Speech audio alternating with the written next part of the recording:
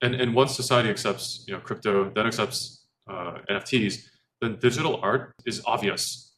And why is that? Well, humans love to collect things. Humans love beautiful things. When society accepts NFTs, a percentage of the economic output is going to go and flow into art. Yeah. It has always been thus. As long as human civilization has existed, we have always strived to collect beautiful things, and it's part of our human nature.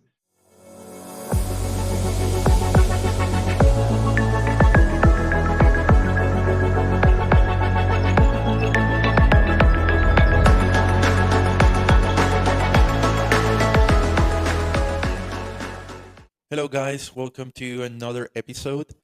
Today, I had a fantastic conversation with Han, who is the founder of Deca and Shape. We discussed Deca, his journey building this gallery and exhibition site for digital art collectors and artists, and also his new project called Shape, which is a new L2 on the Ethereum blockchain, which focuses on culture, art, and creators. It's a very interesting vision, very ambitious, and Han was in the show to tell us all about it. Thanks again for tuning in, and don't forget to share and subscribe if you like the episode. Thank you. Han, it's great to have you here today. How are you? Doing great. Thank you, Carlo, for having me on your podcast. No, my pleasure. I'm very excited to talk to you because you are someone that's working on some amazing projects when it comes to crypto and digital art, starting with Deca and now with Shape, which I'm very excited to to get your thoughts and hear from you as a founder on what's Shape. And but before we go there, Han, can you tell us a bit how you got your start in crypto and digital art when was your beginning in the space? Yeah, my beginning was very interesting. So in the last cycle in 2020 and 2021, somebody basically told me, "Hey, go look at NFTs. Something really interesting is happening over there." And so I was like, "Okay, cool. I'll go take a look." And I took a look, and there were punks and there were apes, and I was like, "Okay, I'll buy a couple of punks. I'll buy a couple of apes." And so I had those. But then I didn't really get engaged in it until somebody, DC investor, said, "Hey, go look at this thing called Fidenza." I was like 3 days after Fidenza had minted, and then I looked at it, I fell in love, and I started buying Fidenzas on secondary. So I bought one, a second one, a third one. I ended up buying 56 of them. Wow, wow. That's Yeah. 3 days after mint. So I probably bought my last Fidenza maybe 3 weeks after mint. So I kept, so every single time I bought a Fidenza, I was like, okay, I'm done, no more. Yeah, yeah. and that happened, the at the like eighth Fidenza, I was like, okay, I'm done. And then it just kept going until I got 56. It was like a real obsession. That's the thing with generative art and digital art, right? That if you connect with it, then there is so much to do, right? That there are so many collections to explore, and if you get the chance to collect, in your case, you were super early, so I think it was, I mean, rewarding in many ways, right? Of course, getting the fidenzas early, but at the same time, as a collector, being able to own those pieces of art must be very exciting. And from there, what happened? You kept collecting. When did you decide to actually build stuff in the space? Actually, one thing that you mentioned really resonated with me was actually the most rewarding part of all of this was, well, it's going to sound very funny, but all the NFT friends I made. So, so all the connections I got and the friends that I made turned out to be some of the like very visible people in the space. That led to very interesting things in the future. So that's what I was actually most interested in, and was the most rewarding part of all of this. And And how did you meet these people, these friends? Was it completely online, talking about art, talking about digital art? Was it like that? yeah, it's quite funny. A lot of them I knew only through like Discord DMs, Mm. or we met in a Discord server, or we talked on Twitter, or we saw each other tweets and we started talking. And then the other part about the whole Fidenza thing is that for a brief moment in time, I was kind of the person that everybody went to for like, should I buy this thing, this Fidenza? Which Fidenza should I get? Should I sell this Fidenza that I have? I became this kind of like person that everyone trusted And so there, I actually helped. For example, I helped Cosmo get his fidenzas. I got 6529 to. Mm. I helped him acquire the tulip, and so both of them became friends. And there's just two examples of people that I met, and a lot of people I still chat on, on DMs, and we've continually chatted until we actually met each other Yeah. in real life, and many of them are really good friends now. So that was very fun. And was this like organically? How did people reach out to you for opinions? Was it because they saw your collection in different places and they say, hey man, I saw you have so many fidenzas, you really know this collection, and they were just asking questions? What was it, or completely organic? Yeah, very organic. So initially, when I first started buying fidenzas, I didn't even know that there was like an art blocks Discord, and so Mm. I didn't even know that was a communal thing. And so initially, I was making all these buys, and in the Discord channel, apparently they're like, "Who is this guy? Who is this guy that's making all these things?" Yeah. And then it was such a surprise that people have been talking about me in the Discord channel. So I jumped in, said hello. Then it became a whole thing. There was also like a whole ritual of like, if I was gonna buy something, or if I had helped somebody else who was gonna buy something, I'd type in like incoming or something like that, and or guys Yeah. with all long number of S's, and it became a ritual, and through that, it's just organically I became for like a 3 or 4 month period. Tyler had at the time been on vacation, and I became kind of like the face of Fidenza. And because of that, everybody started asking me, should I buy this thing? Should I sell this thing? I remember 2021. So I was also starting during that year. I collected on our blogs, but after it wasn't during those days. Was probably a couple of months later. I did spend a lot of time in Discord, in the our blogs Discord, and also on FX Hash on Tesos. And I know those communities, and I know how it can get exciting. And when people buy, and you see the timeline, and then people start to talk about the art, the piece, but then it becomes like a very interesting dynamics that I think you don't see in other places. And then, as you said, you get to meet these people online, and if you have the chance to travel and then meet them in real life and talk about the same things, it's kind of a very exciting thing to experience. And what about artists, Han? Did you have the chance to also connect with artists that you were collecting? Hello, guys. I just wanted to take some time to remind you about my NFT subscription via Hypersub. All subscribers get access to my token gated newsletter articles. You also get the podcast episodes airdropped into your crypto wallet. 8% of the revenue is shared across all subscribers. You also get access to my Discord server and participate in monthly giveaways and allow list opportunities. You can cancel at any time, and also you can control the length. You can go on a month to month basis, or you can get a whole year at once. This is also how I can keep going with the newsletter and podcast, and your support really means a lot. Find the link in the show notes below, and you can always DM me through my social networks if you have any questions. Thanks for your support. Yeah, absolutely. I've by building Deca and then and various other things, I've definitely met a lot of artists in the Mm. space, and they are incredible people. The most curious thing that I found with a lot of meeting artists is in the most ordinary situation, they'll like they'll be like drinking coffee or something, or like we'll be walking and just talking, and they'll just pause, and they're like, "Oh wait, I need a picture of this," Yeah. because the patterns of like the Mm. patterns of the crema on the coffee is like, okay, I need a picture. Yeah, yeah. So they're the most creative. They see everything in a different light, and I would absolutely love to basically see with their eyes, because they seem to see beautiful and amazing things in everything that they see. Yeah, and I think that what you just mentioned about patterns, that's very common when it comes to generative art, right? Because generative artists and collectors, they want to see these textures, these lights, these patterns that you see in real life in the work, right? In the artwork, which is it's a challenge. It's not that easy. It's a complex thing because you have to recreate that somehow with code. So it's not straightforward, right? Like if you take a picture or in other mediums.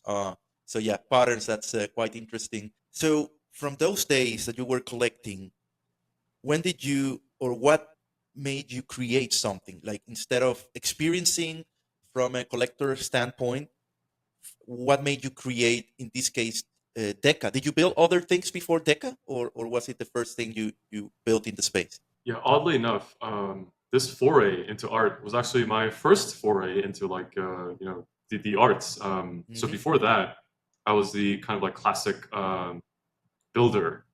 So I worked at some of the very well-known big tech companies, and then I worked at two startups, and then before before starting to become obsessed with art, I was like building my own startup that was completely unrelated to art.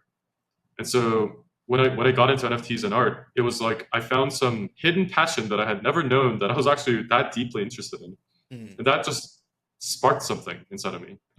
Once I ended up with like a pretty significant collection, I was like, wait, I wanna share the collection that I have with the world. And what I started with was I made a custom website using I think like one of the website builders, Yeah. and then I assembled it, had my own domain, and it pointed to that collection. But I was like, there must be something better. I looked at some of the options that are available, and I didn't find many of them to be satisfactory. And then I also started saying, okay, how can I show it on my devices? I like to show the things that I own on my computer screen, on my phone. And that's when I realized, okay, wait, there's something missing here. And Hmm. I, as a builder, I can help here. So I started building, and that's how Deca, the NFT version, was born. Hmm. Yeah, that makes a lot of sense. And Deca, I think, was around when I started to build my collection. I remember using the early versions of Deca, and it evolved. And you have run so many, I mean, so many integrations, so many options. But you also, I know Deca for running challenges and running this sort of community kind of inspired challenges with artists and giving out pieces, right? Like I don't know if it's the right name, the Decagon, right, where you could build depending on on what you do on Deca, and it evolve, right? Is that the name, the Decagon? Yeah, the Decagon is a piece of art by Guled. So he's the artist behind Archetypes. And yeah, it's an infinitely growing piece of art that you feed it these things called DXP, so Deca experience points. Mhm. And you get the Deca experience points by doing certain quests on Deca, like naming a piece of art, or even the simplest is just like going to the DXP website inside of Deca and just clicking a button, and you get a little bit of Deca DXP, and you can spend it to upgrade your Decagon. And it's quite so think of it as like Tamagotchis, but it's Mhm. for art. You feed your art and it grows, which is pretty fascinating. Yeah, and then it's one of the. I mean, I don't want to make a rank or when it comes to art, but the artist behind Decagon, right? He has built some. You mentioned Archetype, but it's super talented. And yeah, when you can experience art and at the same time, in this case, get a Decagon, that's really rewarding, right? So what's the state of Deca these days? Because I want to talk about the hot thing at the moment, which is Shape. What's happening with Deca? What's coming to Deca? What's the state of Deca right now? Yeah, Deca is like a very important thing that I am very passionate about. So the way I think about it, Deca, is that it has the artist page, which given an artist, you can basically see all of the art that they've created, and then all of the art that they've created and is available to be bought. It is all arranged in a beautiful way. We support 4 chains now. So across 4 chains, across any platform, it shows all the art that the artist has created, and it's like a portfolio page. And a lot of artists actually link to their Deca page because it's the single best way to cohesively understand the works that they've produced. And then we got the collector page, which actually bundles all of your wallets so that you now have in a single, like I'm one collector that has multiple wallets, and I can see all of the art that I collected across all the wallets in a single view. And then the part that combines them, the 2 pages, is the leaderboard, which allows an artist to really understand their collector base. And Mm. then for collectors, it's great because once an artist understands their collector base, they can really reward their collectors. And it's a very easy way. Once they have their leaderboard, which is automatically generated and infinitely customizable, there's a lot of settings inside the leaderboard. A lot of artists have chosen to reward their collectors by dropping on their leaderboard. So recently, Xcopy did that on his leaderboard, and then he also asked 8 other artists to whom he gave allow list spots, and then they were dropped on their leaderboards. And so it's a great way. For a long time, the space has tried to fight bots. Yeah, How do I yeah. do fair distribution by fighting bots? For artists, the leaderboard is the answer, and it allows them to just skip the whole problem They know exactly who are the people who are collecting for real, and it's available for anyone to use. So those are the three, I'd say, big components of Deca today.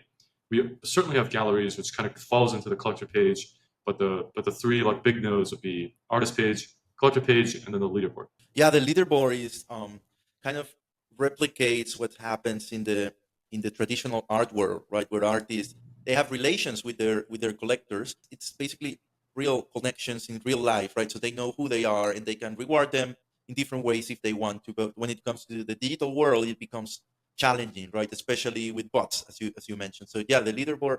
I didn't thought about it that way, but I saw Xcopy today. Actually, he was sharing. Yeah, basically, there is a new drop coming in Shape, and I want to talk about that. And he was using the leaderboard, as you said, for the allow list spots. But before talking about that release, I'm interested in what happened during the last year or months that made you embark in this new, very challenging process in this new project called Shape. So maybe you can tell us a bit about Shape and what made you put your effort into this exciting blockchain. It's quite interesting. So for Shape, the way that we think about it is the following. So Ethereum is scaling, which means that we're getting ready for the world to use Ethereum. These kinds of moments when things are beginning, things are starting to be fleshed out, is when things could be changed. So when we kind of surveyed the L2 landscape, we felt distinctly that something was missing. For a lot of us, the reasons why Ethereum L1 seems so interesting and seems so vibrant is because culture took root on Ethereum L1. That's where that's where the Fidenzas exist. That's where most of X copies work exists. And of course 1,000, 10,000 artists who have been minting on Ethereum L1. Where does this culture go? In the world where we have Ethereum that has been scaled by L2s, where do they go? And we chatted with a bunch of artists, and the answer was not very clear. For various reasons, they didn't like certain chains because of the kind of culture that was created.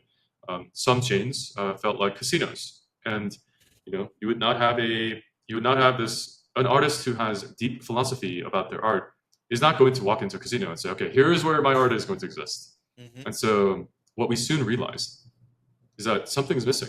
And then going back to the original thought that I just mentioned, which was it is in the early days that we actually have a chance to make something that could change things. For example, let's zoom forward like 2 years later, when a lot of these like ETH2s have solidified.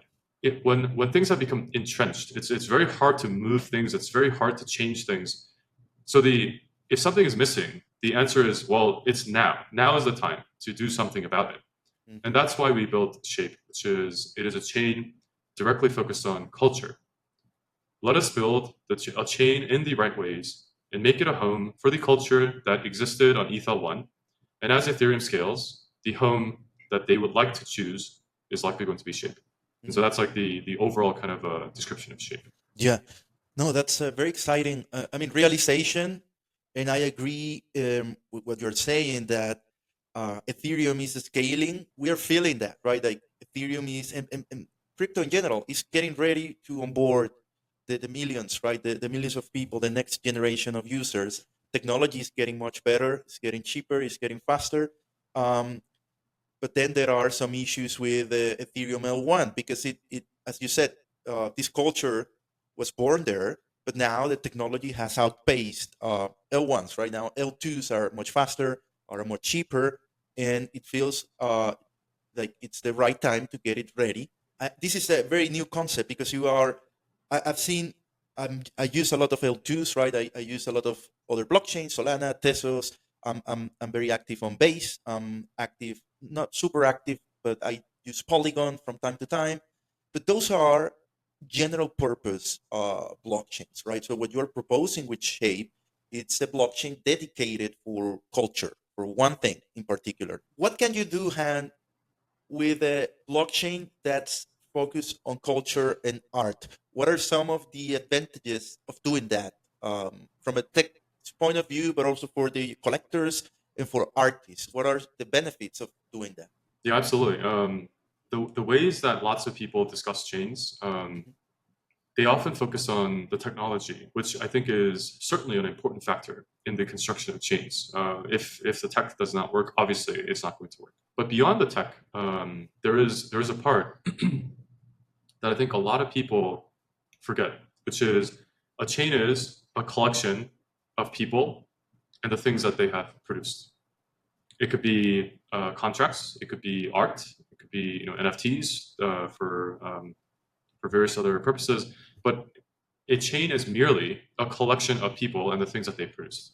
If you look at in any collection of people, we as we choose our own friends, as we choose the societies that we belong to, a lot of people choose the chains that they belong to. And in the extreme examples where certain chains are like very much degen, casino style chains, that kind of chain is a place where a lot of artists just do not want to go to. And I'm not saying that that's a wrong chain. I'm merely saying for a particular audience called artists, they don't particularly enjoy being part of that kind of chain. I'm sometimes a degen, so sometimes I will belong to that society, Mhm. right? So the advantage of creating a chain that's really focused on the culture is that a lot of the interesting output of civilization that builds on a particular chain will be very interesting because it attracted a certain kind of mind Mhm. and they want to belong to that society. So they're opting into that society because the culture is the type of thing that they want. By doing that, the people that are attracted, the people that end up using it and trying it, are people with a similar mindset. And that's once you go there, you find like-minded people that enjoy, in this case, art, but could be other in other forms in the future. And then you build these relationships, which is similar to what you said, what happened to you, right, in 2020, 2021. That's quite interesting, Han. That's sounds very exciting. Let's maybe get into what's the state today. So how can people use it? Because it's a blockchain, and people are used to create NFTs, create art on marketplaces. Maybe there are galleries. How is the process on Shape today? How can they create art on Shape? Yeah, because Shape is an EVM compatible chain, a lot of the tooling that already exists just works out of the box. For example, if you use MetaMask, it works exactly as MetaMask works. Just like switch to the chain, and the DApp will actually tell you to switch into Shape because it's Mm. asking to the transaction of this particular ID. All the tooling works, and then as an artist, if you want to mint things, we have a broad range of platforms that are available there, and many of them are very familiar with lots of people. So Highlight is a minting platform and is a fully featured secondary marketplace. Transient is a fully featured minting platform, self-serve and also custom, and they're building a lot of interesting things that are coming up soon. We have a build tree, which is a set of tools that was created by NFT Studios. And NFT Studios is a custom, basically a studio that does NFTs for custom artists, including someone like Tom Sachs. He did his Yeah. Rocket Factory through NFT Studios. Ninfa does auctions, curated auctions, and then of course Deca, which supports basically viewing and verifying that you own this thing, it's in your wallet, and you can see all the things that you own. It's here, so it's like a variety of tools that are already available, and many other platforms are actually in the progress of integrating, or we're chatting with them, and so many will be arriving more. And so the world there is very familiar to a Mhm. lot of artists and collectors. Nice. Yeah. So I can just use my MetaMask, change the chain, bridge. I guess I have to bridge some ETH, and then I can collect on Shape. Um, Highlight. Yes, I'm familiar with Highlight. Nat Modi was in the podcast. I think it was a couple of months ago, and yeah, Highlight is building great interoperability, right, between different tools and platforms. Okay, so that's I mean, familiar in the sense that you don't need anything extra. You don't need an additional crypto coin. You don't need another wallet. And tools like Deca help you to keep everything in one place, right? If you want to look at your collection as a whole, you can do that. And I'm guessing it comes with the advantages of the cheap gas, right? So it's very cheap to transact in this in Shape, right? As other L2s, right? Absolutely, it's much cheaper, and it's quite shocking. So for the people who are listening and who haven't actually transacted much on an ETH L2, it is a shock because on ETH L1, even when gas is low, Yeah. Any minor amounts of computation, it actually turns into like, oh boy, why am I paying like $30 for this thing? Just in the transaction costs, and then on Shape, it's like, oh, it costs like less than 1 cent. Yeah. Perfect, amazing, I love it. The one thing I'll say, which is really interesting, is so because storage, for example, is so cheap, we're gonna see like many examples. So the combination of artists being attracted to the philosophy and the mission of Shape, combined with Shape being very cheap for storage, it's actually resulting in really interesting opportunities where many things will be on chain. Mm. So like one of ones, many one of ones that can get a certain price, for them, it'll be economically feasible to persist the image on Shape. And so that's really interesting because on an L1, we kind of tell ourselves that here's a JPEG, here's a token that references a JPEG. We put that in IPFS or Arweave or even a local a server that's run by an entity, and we convince ourselves that okay, this is like fully on chain. Yeah. Well, not fully on chain, but it is an on chain token, etc. But it turns out that you have other dependencies on an L2. You can't actually store the image, and that leads to very interesting ideas. Yeah. Since it's so cheap, the idea of having everything on chain is now possible, or it's economically more feasible than on an L1, for example. So that's yeah, that's for collectors that take the technology and generative art very serious. That's important for them, right? Because that's how they kind of have a validation or a security that 5, 10 years from now, their NFTs, their collection is safe, right? Which we are seeing more and more. Some platforms aren't doing. I mean, many platforms they have shut down, and there are issues with NFTs. I think Xcopy had a couple of NFTs with this issue from his early NFTs. That's exciting. I didn't think about that, and I also read something about the expenses, the gas expenses going gas back to back. the artist, gas Yeah. back. Can you tell us a bit about that? Yeah, so gasback is a nuanced thing, and I'll explain it. There are these nodes in the particular L2 tech stack that we're using called sequencers. Sequencers earn a fee for doing things, and what is the usual way that it's structured today? Before these networks are basically fully decentralized, is that these fees are in most networks, they're returns to the entity that essentially founded the network. And of course, this describes the world before like full decentralization.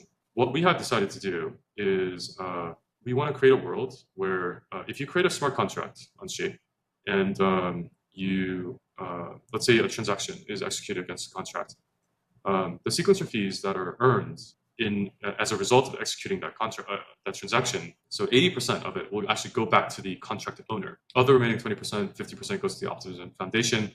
We're part of the Optimism Superchain, which means that we're part of that collective, and then that 50% goes to fund public goods through the Optimism Foundation. Yeah. And of the remaining 5%, there's various like contracts we've signed where in order for those entities to basically run, we have to give them some of the sequencer fees, very low percentage points.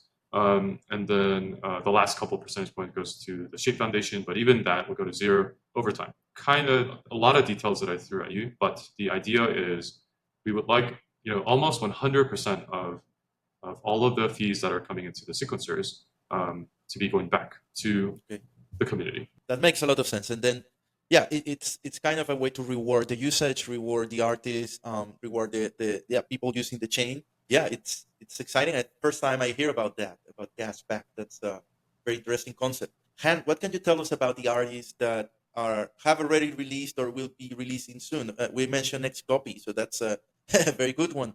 What can you tell us about the drops you have put together in a short period of time? Okay, so we have like really exciting. So I still can't believe that it's basically been 8 days since we launched Shape. It kind of feels like a month-ish has like passed by. I don't know why it feels like that. So last week alone, we had projects that we had worked a long time with artists to kind of like get it ready for Shape. And so you saw, for example, some of the big launches that happened. For example, Deeples by DK, which is a fully customizable avatar. And then today we launched. Oh, by the way, the Deeples project was implemented by Transient. So Transient worked very closely with DK, did an amazing job.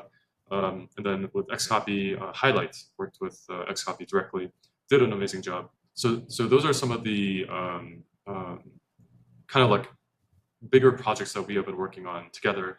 But the amazing part for me is the crazy community that has already formed. So I've gotten, so somebody replied to me and on Twitter. I'm terrible on Twitter. I find it's a little bit hard to basically reply to everyone in DMs and replies, and I absolutely want to, but I sometimes can't. But somebody replied to one of my tweets saying, I'm paraphrasing, but basically the person was saying, hey, Shape was the reason that I kind of like dusted off my wallet and I cleaned stuff up, and then I go checked out Shape, and I was like, oh, amazing, I love it. Nice. And so for myself as well, I've been saying that basically in the long bear that we've been in, collecting on L1 has always felt like serious business. It's like, okay, I need to do research. I need to make sure that I'm collecting in the right ways. I need to understand what the art is.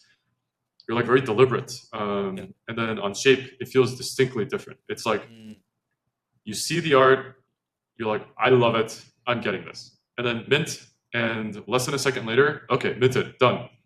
It's bringing the fun back to NFTs that I feel was missing for such a long time. Right, it's not so much about thinking anymore, like making a plan. It's not like strategy around collecting, right? It's more about the fun and collect things that you like. And I feel like big part of that is thanks to the easy way to transact. That's what makes things possible. And when it comes to, you mentioned this person that told you he's basically coming back to collecting thanks to Shape. So I want to get your thoughts on the state of digital art as somebody that has seen the space evolving. What are you excited about, and what are you worried about from what you have seen over the past year when it comes to culture, but digital art in particular? Yeah, totally. I am probably, if you had to order everybody on Earth in the order of NFT maxiness, I'm up there. So I know I have my biases about like NFTs, but here's what I think about NFTs in general and digital art. So NFTs are inevitable. What do I mean by that? Well, if I think about, for example, how long did it take for society to meaningfully embrace something like Bitcoin? It kind of took like 15 years approximately, and that was a belief asset that was created, and it took 15 years for society to like fully embrace. We haven't gotten close to the full end game for Bitcoin, but it took that long. If I think of, for example, Ethereum, the fact that you have like a global settlement layer that is completely neutral and is a computational layer for doing things on top of that, for society to really embrace the idea of Ethereum, I think it could happen this cycle, or it could happen, I think, the next cycle. It's like in between. Whereas Bitcoin, the full embracing, I think, is going to happen this cycle. And then now we have NFTs. So if I had to estimate, it's probably the full embracing of NFTs by society is going to be probably next cycle or the cycle after. We're kind of like straddling these like moments where belief solidifies, and for belief assets, it actually goes in a very cyclical manner. And we have seen this in a historical way. Okay, so I kind of like laid out how I think about belief assets when it comes to crypto and how I think about the timelines involved. Now for digital art, I'll say this, which is, when we went through basically this 2.5 year bear, and we kind of questioned, like, was it all a dream? Does anybody even want digital art? Does anybody ever want to buy NFTs ever again? All these questions are actually not about art. It's actually about society accepting the concept of NFTs. That's what was missing. And so it is very clear to me that so there needs to be a way for digital objects to be real, as in the object is not controlled by anyone. It actually exists because you can actually go read it on the ledger and says, okay, this NFT did this and you own this thing. So there needs to be a way for digital objects to exist, and the decentralized rails on top of which NFTs are built. That is like an obvious next step once society embraces crypto, and once society accepts crypto, then accepts NFTs, then digital art is obvious, And why is that? Well, humans love to collect things. Humans love beautiful things. When society accepts NFTs, a percentage of the economic output is going to go and flow into art. Yeah. It has always been thus. As long as human civilization has existed, we have always strived to collect beautiful things, and it's part of our human nature. So digital art is a big part. Well, so the NFT economy is going to be so big that it'll likely be a small part of it, but even so, it'll be huge. But it will always be a part of the NFT world. The question is, when does society accept NFTs? Yeah. And that will take some time, and we'll go through certain cycles, but it is inevitable. When you say when society accepts NFTs, why do you think it takes so much time? Is it because the technology is complicated? Is it because it's a concept that is hard to grasp for people? What are the reasons behind that, in your opinion? It's definitely a concept that takes time. The best example of here's an analysis that will kind of make it clear. You own your house, apartment, condo, whatever unit, you own this thing. Okay. So you own it. What does that actually mean? Well, if you own a house, well, you go into your local government filing cabinet or likely a database, and you open up a file, and it says there's a somebody did some what's the word surveying to kind of like draw out the lines, and there's a lat long, kind of like to the fifth decimal point, like I don't know what the precision is, but and it says, oh, you own this polygon that is drawn as a 2D figure, you own that land. And then, okay, this concept of owning atoms is actually quite ludicrous. It is merely a set of societal conventions that says that, okay, you and I have decided that there is a this geometrical figure, and it says that I own all the things inside of this, Yeah. and I own these atoms. And the atoms, if they had any consciousness, they'd be like, "That's stupid. What do you mean you own this atom?" Yeah. Same thing for anything. So the reason I give this example is it has been for as long as society came up with rules and a system of law. It has now become commonplace to say I own these atoms, which I call my house. Of course, the atoms can be different and they can be thrown here and there, but essentially the same idea exists. But as you can tell with this analysis, it is quite a ludicrous concept, but over time, people got used to it to the extent that it is obvious that you can own atoms. It is now 15 years that people are starting to realize that they can actually own things that nature did not make in any way whatsoever. Yep. Like when you look at the Bitcoin protocol, what is it that you actually own? It is a weird thing. You're owning a sliver of some system, which is a protocol that enough people believe in, so that it exists. Yep. And then you own a sliver of it. So that's why it's such an alien concept. And then NFTs, which I think are as big of an idea as the concept of Bitcoin, which started it all. It's the same concept where, oh, wait a second. So in addition to like a fungible token, I can own this digital object, which has this property called object permanence. So it actually exists and it's fully programmatic. It is an alien concept, and it's just going to take a couple years, 1 to 2 cycles, I think, in order for people to really embrace it. Yeah, I think another example, which also took some time, but once it was embraced, it was crazy. It was with websites, right? Websites with the internet, domains. That's, as you said, something that doesn't live in the physical world. But once people embrace it and they understood how are they used, then it was crazy, right? Like .com boom and all these that happened around 20 years ago. That's a great way to put it. I love the analysis, Han. That's amazing. I know we are getting close to 50 minutes, and there is a question, Han, that I want to ask you. I usually ask this to all guests. If you could name 3 artists, we already mentioned some amazing artists like Tyler Hobbs, Xcopy, but I would like to hear from you some artists that maybe aren't yet in that position, right? So let's say overlooked, not sure if that's the right word, but some artists that you think in the future people will really appreciate from the digital art space. Absolutely. I mean, I've found so many. I've had so much fun collecting, and I've known many of these artists. but I definitely want to call out all these people who are kind of like up and coming. So Deconstruct, very interesting artist.